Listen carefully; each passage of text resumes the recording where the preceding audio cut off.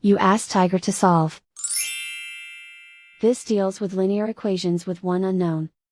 The final result is x equals 7. Let's solve it step by step. Simplify the expression. Expand the parentheses. Multiply the coefficients. Simplify the arithmetic.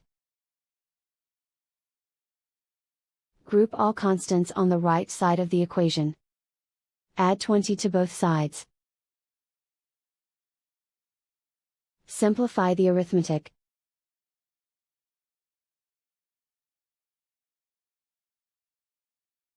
Isolate the x.